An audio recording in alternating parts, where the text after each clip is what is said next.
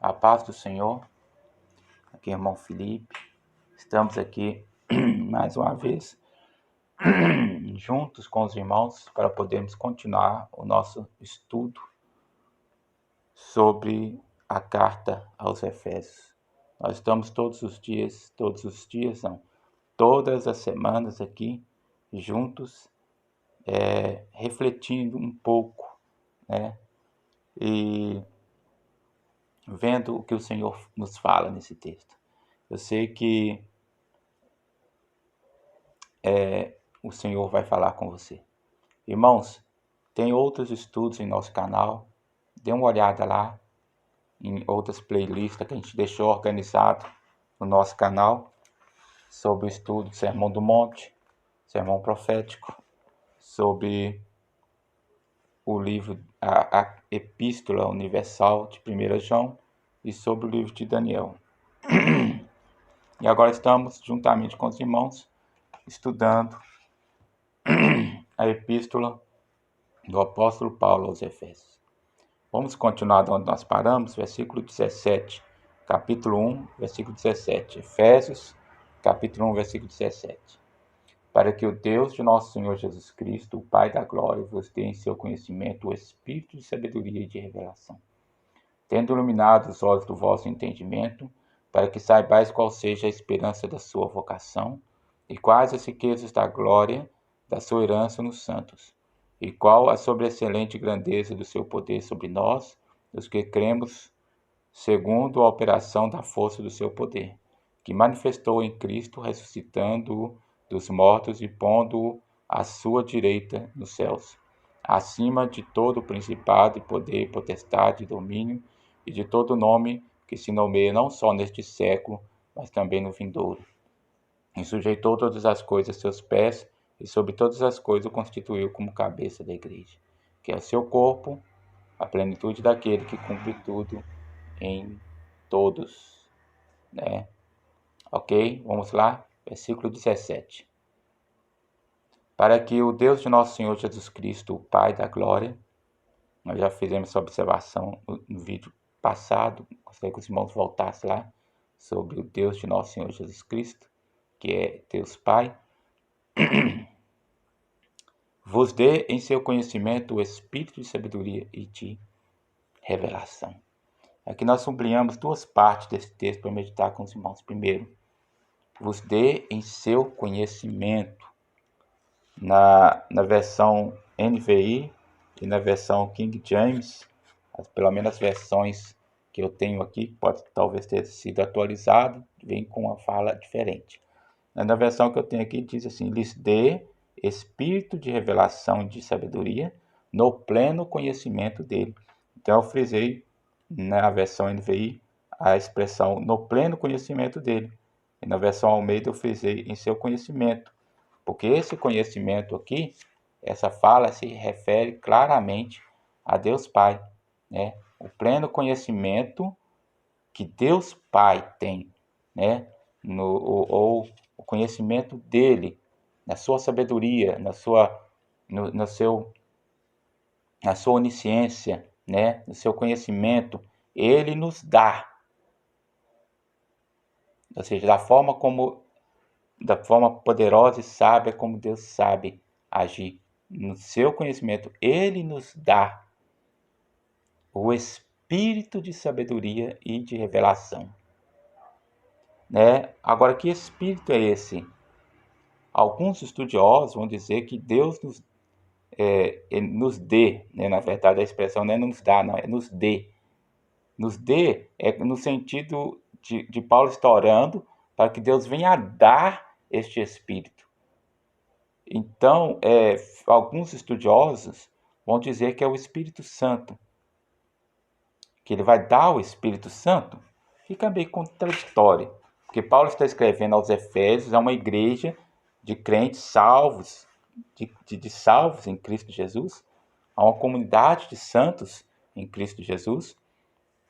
Então não faz sentido ele orar para que Deus venha dar a essas pessoas o Espírito Santo, quando na verdade elas já o têm. Né? Principalmente que ele louva a Deus pela fé deles, né? E por causa dessa fé é que ele se põe de joelho para que Deus possa os fortalecer mais ainda. Então não faz sentido essa interpretação. Agora, agora isso não exclui a ação do Espírito Santo, porque de que forma Deus nos dá o conhecimento, não é através do seu Espírito, né? Agora, a expressão aqui, o Espírito, é que eu estou querendo dizer, não é o Espírito Santo. Não faz sentido por causa dessas observações que eu fiz. Esse o Espírito de sabedoria está em letra minúscula. Alguns irmãos desse vínculo de interpretação poderiam dizer que deveria estar então em letra maiúscula. Não, mas está em letra minúscula justamente porque não está falando de um espírito. Está falando de espírito no sentido de mentalidade, de mente, de raciocínio, de uma mentalidade mesmo, de uma forma de pensar,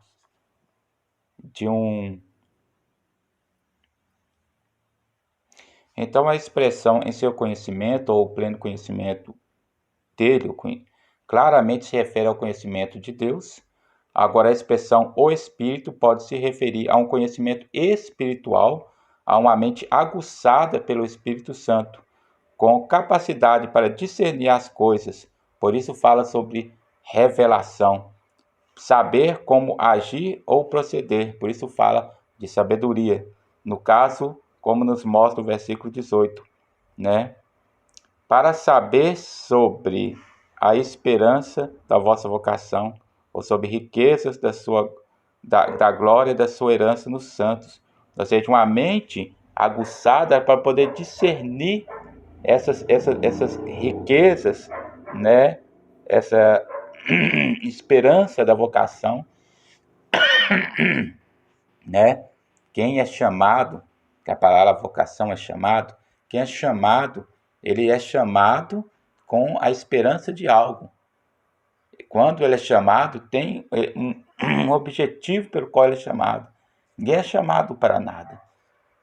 Quando você é chamado com o intuito de receber algo, ou de ser designado a algo, ou de estar em algum lugar, mas existe um objetivo.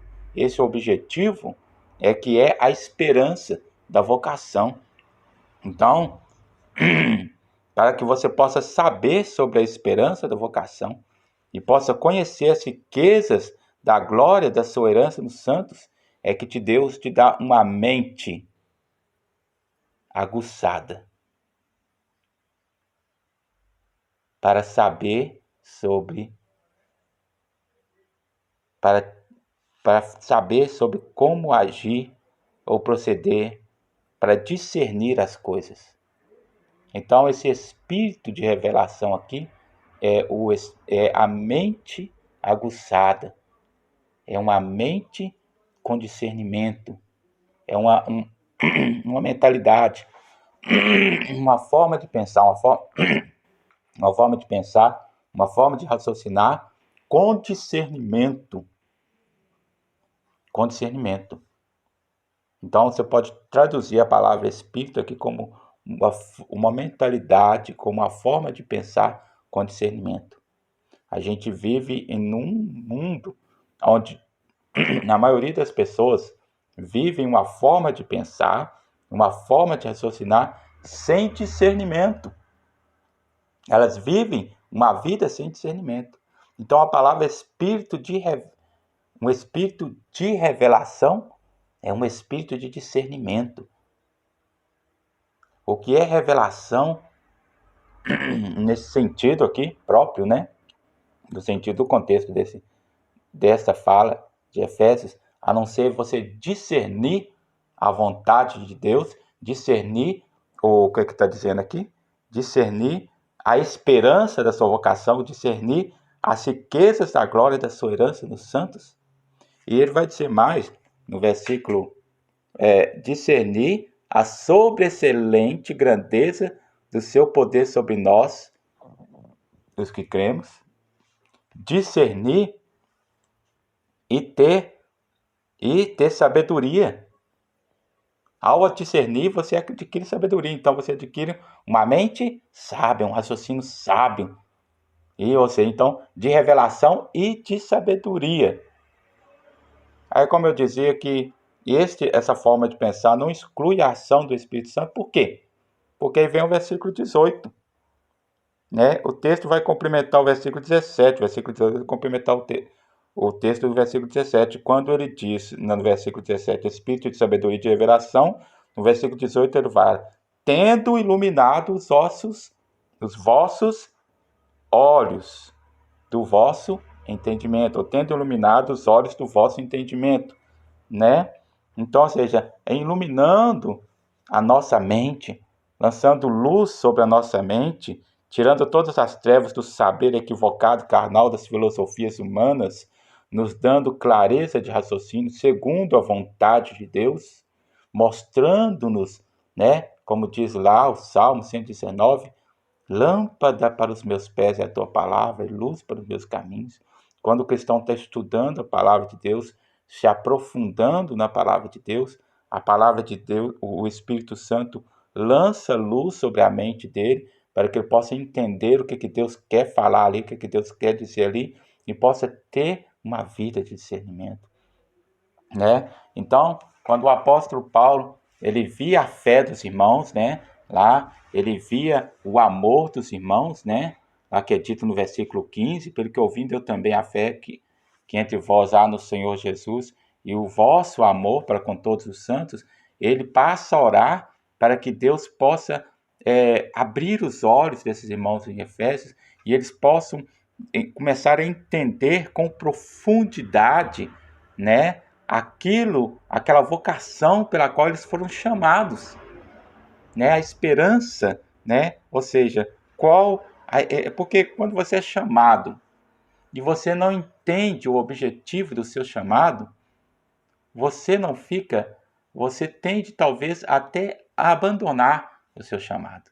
Mas quando você é chamado e você entende com profundidade, com firmeza, né, a clareza do seu chamado, a esperança do seu chamado, o objetivo do seu chamado, então você firma mais, você se empenha mais, né? Vamos lá. Versículo 18. Tendo iluminado os olhos do vosso entendimento, para que saibais qual seja a esperança da sua vocação e quais as riquezas da glória da sua herança nos santos. Ou seja, Deus vai te dar um espírito de sabedoria e de revelação quando Ele ilumina os olhos do vosso entendimento, né? E é assim que a gente pode saber sobre as riquezas, né? Sobre a esperança, né? E sobre o poder de Deus sobre as nossas vidas, né? Raciocínio igual, né? O Paulo demonstra na carta de Romanos, capítulo 12, versículo 2.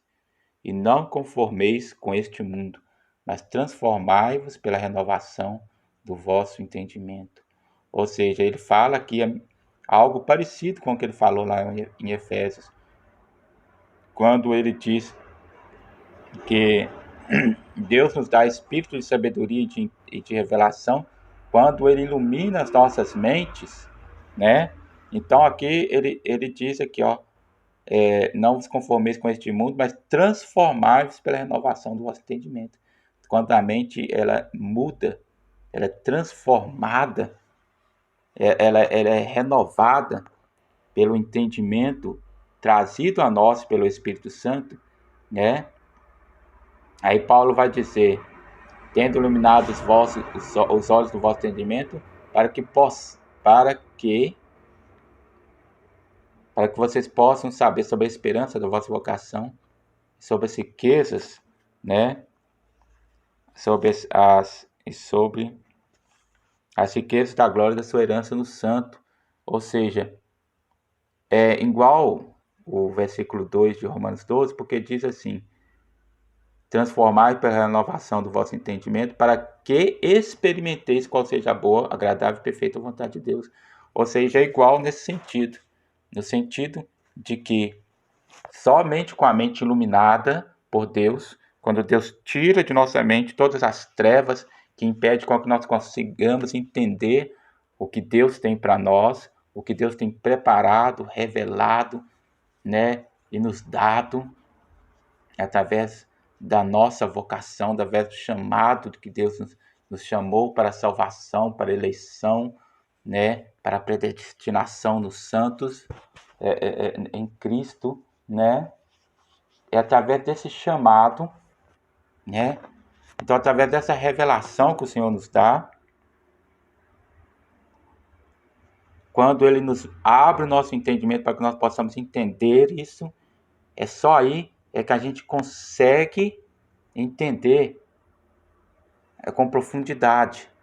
Antes você não consegue entender, você pode até saber sobre o assunto, mas você não consegue entender aquilo de verdade. E o apóstolo Paulo vai dizer, semelhante no capítulo 12, no versículo 2 de Romanos, porque ele vai dizer que é só quando a sua mente é transformada. E quando é que a sua mente é transformada? Quando as trevas do mundo são tiradas. Quando você deixa de se conformar com e de estar de acordo com o raciocínio do mundo e passa a refletir e a pensar conforme o que Deus te dá pela sua palavra, pelo ensino santo da sã doutrina, né? É que você passa a conseguir experimentar qual seja a boa, agradável e perfeita vontade de Deus. Do contrário, você não consegue experimentar qual seja a boa, agradável e perfeita vontade de Deus. Mesmo que você esteja vivendo ela, você ainda não consegue enxergar como ela é boa, agradável e perfeita. Você não consegue experimentá-la. É como alguém que está com tanta febre que não tem paladar. Ele até come a comida, mas ele não consegue sentir o sabor da comida. Está com o nariz talvez comprometido, talvez aí pela Covid, não consegue sentir cheiro. Ele come a comida, mas não sente nem o paladar e nem o cheiro. Ele não consegue experimentar qual seja a boa, agradável e perfeita vontade de Deus, porque está com a sua mente entenebrecida pelos raciocínios carnal, pelas filosofias, pelas teorias, pelas ideologias do mundo, né? Ok? Vem o versículo 19. E qual a sobreexcelente grandeza do seu poder sobre nós, os que cremos, segundo a operação da força do seu poder. Então, o seu poder aqui, o poder de Deus, você só consegue entender isso, qual é essa sobreexcelente grandeza, quando você tem a sua mente iluminada e passa a ter, com isso, um espírito de sabedoria e de revelação, né? Você não consegue saber. O poder de Deus é muito grande, muito maravilhoso. Ele não é excelente, ele é sobre-excelente, ou seja, está acima de excelente, né? E aqui ele termina, porque começa a falar no versículo 17 e 18. E diz sobre conhecermos a sobreexcelente grandeza do poder de Deus sobre nós. Você vai conhecer o agir e o poder de Deus sobre a sua vida. Como Deus tem agido, como Deus tem operado na sua vida. Este é o mesmo poder que Deus usou, como o versículo 20 vai dizer, em Cristo Jesus. Ressuscitando dos mortos e pondo a sua direita nos céus. Né? E sobre poder, a gente vai ver algumas citações, né, parecidas em Mateus 22, versículo 29, quando Jesus fala: errais por não conhecer as Escrituras nem o poder de Deus.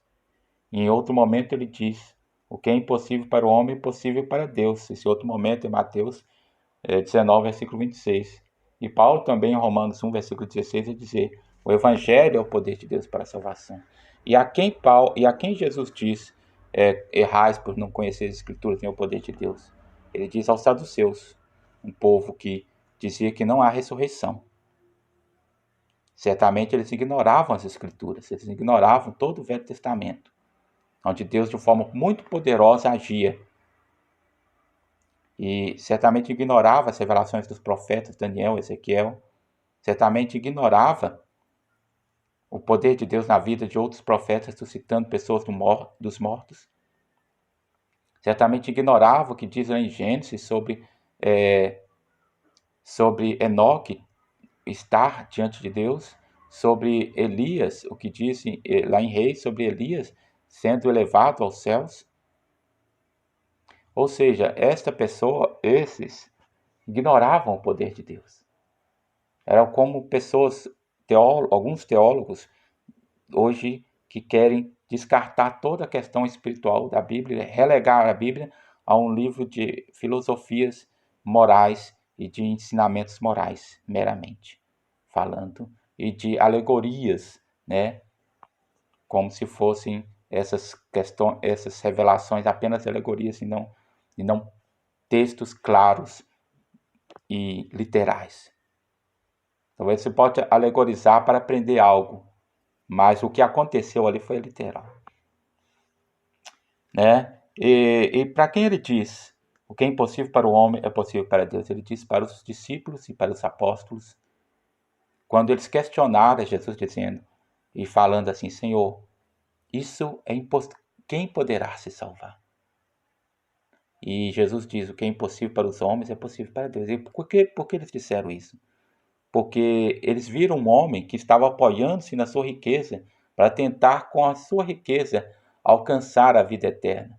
Mas aí Jesus pediu para que ele se despedisse da sua riqueza e desse sua riqueza aos pobres, e ele não sentiu-se à vontade de fazer isso. Ele ficou triste ao Jesus ter lhe dado essa orientação. Ele esperava outra orientação que ele poderia fazer com o apoio da sua riqueza. Ele não esperava que teria que se despedir da sua riqueza. Então, como ele foi confrontado por isso, foi confrontado por Jesus, ele não se viu. E os discípulos, que certamente tinham um raciocínio parecido com ele, pensavam certamente que os ricos tinham mais condição de servir a Deus do que os pobres, porque eles tinham apoio para muitas coisas que a riqueza lhes oferecia. Mas Jesus provou que não é assim. Não é por mérito nem por capacidade humana que você adquire a salvação, né? E quando ele colocou esse cheque na mente dos discípulos, os discípulos viram sem jeito. E aí, como é que a gente pode ser salvo então? E Jesus virou para eles e falou: olha, o que é impossível para os homens é possível para Deus. E mais tarde, Paulo escrevendo aos Romanos, né, ele vai lembrar do que Jesus falou, penso eu, né? E ele vai dizer: o evangelho é o poder de Deus para a salvação de todo aquele que crê, né? Aleluias, né? E aí o versículo 20 vai dizer: o poder de Deus que operou na vida de Jesus Cristo, ressuscitando dos mortos. Aí vem aquela pergunta: mas Jesus não é Deus? Né? Ora, embora Jesus também fosse Deus, embora Jesus também fizesse parte do Deus trinitário, da Trindade, ele não estava aqui como Deus. Ele estava aqui como o Cordeiro de Deus. Ele veio aqui para ser sacrificado. E para ser sacrificado, esse foi o chamado dele. E foi a incumbência dele, para que pelo seu sangue nós viéssemos a ter a redenção. Então, para isso, ele precisaria ser obediente até a morte e morte de cruz, como é dito lá em Filipenses, capítulo 2, do versículo 5 ao 11. Vamos ler lá. Filipenses, capítulo 2, versículo 5 ao 11, diz assim: de sorte que haja em vós o mesmo sentimento que houve também em Cristo Jesus, que, sendo em forma de Deus, não teve por usurpação ser igual a Deus, mas aniquilou-se a si mesmo, tomando a forma de servo, fazendo-se semelhante aos homens, e achado na forma de homem, humilhou-se a si mesmo, sendo obediente até a morte e morte de cruz, porque humilhou-se a si mesmo, como eu falei, é Deus. Então ele se fez homem, e depois de se fazer homem, ele ainda se fez servo do próprio Pai. Sendo filho, ele se fez servo, obediente, até a morte e morte de cruz. Pelo que também Deus o exaltou soberanamente e lhe deu um nome que é sobre todo nome. O versículo 21 vai dizer a mesma coisa que é dito no versículo 9 versículo 21 de Efésios, capítulo 1, vai se dizer a mesma coisa que é dito em Filipenses, capítulo 2, versículo 9, que acima, ressuscitando dos mortos, pondo a sua direita nos céus, acima de todo principado, poder e potestade, e domínio, de todo nome que se nomeia, não só nesse século, mas também no vindouro. E o versículo, e Filipenses, capítulo 2, versículo 9 e 10 vai dizer, e 11, vai dizer, pelo que também Deus o exaltou soberanamente, ele deu um nome, que é sobre todo nome, para que ao nome de Jesus se dobre todo o joelho, dos que estão nos céus e na terra e debaixo da terra, e toda a língua confesse que Jesus Cristo é o Senhor, para a glória de Deus Pai. Então, por que então Deus precisou manifestar o seu poder em Jesus, ressuscitando dos mortos? Porque Jesus se entregou por completo nas mãos do Pai. Ele se entregou durante a vida, sendo servo, e se entregou para se sujeitar à morte. Ele até em sua aflição pediu para que, se fosse possível, fosse mudada aquela situação, mas não era possível. Então, ele se submeteu, ele diz, contudo seja feita a tua vontade. Se possível for, passa de mim esse cálice. Mas contudo seja feita a tua vontade. Vamos ler aqui o que diz Mateus, capítulo 26, a partir do versículo 39. Indo um pouco adiante, prostou-se sobre o seu rosto, orando e dizendo, meu Pai, se é possível, passa de mim este cálice. Todavia não seja como eu quero, mas como tu queres. Ok? Todavia não seja como eu quero, mas como tu queres, né? E ele se submeteu à morte. Tudo bem, morreu. E aí quando Jesus morreu, é escrito lá em Lucas, capítulo 23, versículo 46, que antes de Jesus morrer, ele disse, na tua mão entrego o meu espírito. Versículo 23, versículo 46. O que quer dizer? Jesus se submeteu ao Pai até na morte, para que o Pai o ressuscitasse. Jesus não ressuscitou de si mesmo, por si mesmo. Ele ressuscitou, como é dito aqui no versículo 20, pelo poder do Pai. Assim como quando ele viveu e operou milagres, ele não operou milagres por si mesmo, mas ele operou milagres pelo poder do Espírito. O que eu quero dizer isso? Por que Jesus fez assim? Ele fez assim para ser exemplo para nós. E ele foi obediente ao Pai até o fim. Por isso, quando o Pai, na visão lá de João, quando João batizou, falou, este é meu filho amado em quem eu tenho prazer.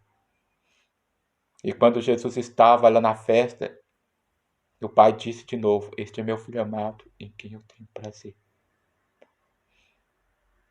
E Jesus também disse, o meu Pai se agrada de mim porque eu faço a sua vontade. Glória a Deus. Louvado seja o nome do Senhor. Você está disposto a ser como Jesus? A se entregar ao Pai até na morte? Para que também, assim como o Pai ressuscitou a Jesus Cristo, Ele possa te ressuscitar. Você está disposto a conhecer a sobreexcelente grandeza do poder de Deus? Está disposto, meu amado irmão? E aí, o versículo 21 vai dizer que Deus exaltou Jesus acima de todo o principado. Todo o principado. Todo poder e toda potestade e todo domínio e de todo nome que se nomeia, ou seja, de todo principado e poder, potestade e domínio. Jesus está falando de todas as hostes espirituais, seja dos anjos, seja das hostes espirituais malignas dos demônios. No contexto de Efésios, talvez vai nos dar mais clareza que Jesus está sobre excelente, acima e com domínio sobre todos os demônios, sobre Satanás e sobre todos os exércitos dele. Jesus está acima deles. Ele tem poder sobre tudo, sobre todos. É por isso que você expulsa demônios, é pelo nome de Jesus. Porque o nome de Jesus está sobre eles, sobre todos.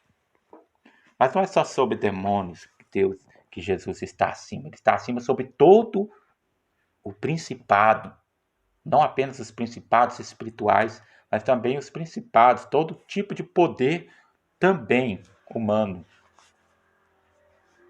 espiritual e também humano, que domina neste século, ou seja, na era humana, na era da humanidade, na era dessa época em que nós vivemos, deste mundo material que vai acabar depois do milênio.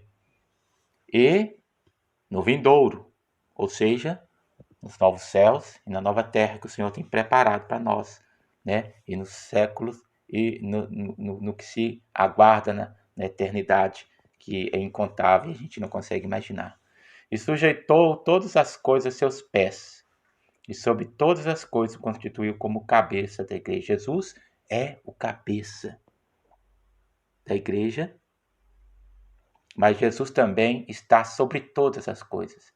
Ele é o cabeça da igreja, mas ele é o cabeça de tudo. Ele é Senhor sobre tudo. Não há nada que esteja longe do domínio do Senhor. Ele é soberano sobre todas as coisas. Mais uma vez, o versículo 23 vai falar sobre a soberania do Senhor, quando ele diz que ele é a plenitude daquele que cumpre tudo em todos. Não é a igreja que completa Jesus, não vamos entender errado esse versículo, né? Não é o corpo que é a plenitude daquele que cumpre tudo em todos. É Jesus que é a plenitude. E Jesus é que enche o corpo. E, como diz o Salmo, sua glória enche a terra, sua glória enche os céus. Né? É Jesus é que cumpre tudo em todos. Em outros textos, na NVI, os versículos 22 e 23 vão dizer assim: Deus colocou todas as coisas debaixo de seus pés e o designou cabeça de todas as coisas para a igreja, ou seja, que é o seu corpo, né? A igreja é o corpo de Cristo. Ele designou, Jesus colocou cabeça, chefe, dominador, Senhor sobre tudo. A plenitude daquele que enche todas as coisas em toda e qualquer circunstância. O Senhor é que enche todas as coisas, né? Ele é que completa todas as coisas. Amém, irmãos? Vamos dar uma pausa aqui. Depois nós continuamos entrando no versículo, no capítulo 2, né, de Efésios. Amém? Ok, aqui cabe uma explicação de algo que eu falei. Eu falei aqui que o versículo diz assim: Jesus é o cabeça da igreja, que é o seu corpo, a plenitude daquele que cumpre tudo em todos. Então, esse a plenitude se refere à plenitude de Cristo. E essa plenitude de Cristo, sendo o corpo, é a igreja. Mas a expressão continua, daquele que cumpre tudo em todos. Aqui vem uma diferença. Não é o que cumpre tudo em todos, não é a igreja, é Cristo. O que enche todas as coisas não é o corpo que enche a Cristo, é Cristo que enche o corpo. É que enche o corpo e torna o corpo a plenitude. Eu peguei aqui no comentário do irmão John Stott uma explicação para nós podermos entender melhor esse texto. Vamos lá.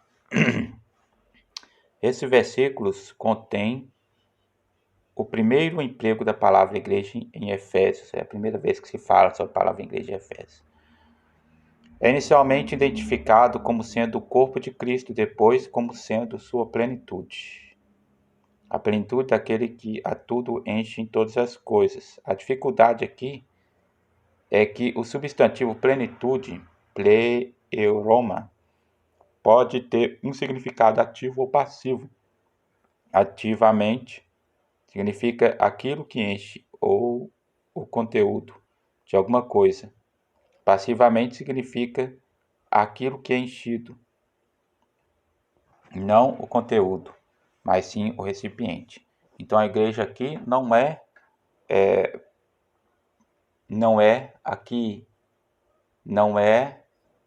a parte ativa, ela é a parte passiva, plenitude, mas no sentido passivo, aquilo que é enchido, né? O irmão vai dizer mais seu comentário. Certamente nenhuma outra parte das Escrituras diz explicitamente que a igreja enche ou completa a Cristo, ao passo que constantemente se diz que Cristo habita e enche a sua igreja. A igreja, portanto, é o templo de Deus. Assim como sua glória enchia o templo de Jerusalém, assim também hoje Jesus Cristo, que é a glória de Deus, enche a igreja mediante o seu Espírito Santo. Amém? Sem mais delongas, irmãos, fiquem com Deus, né? A paz do Senhor. E espero os irmãos semana que vem para nós continuarmos esse estudo. Amém?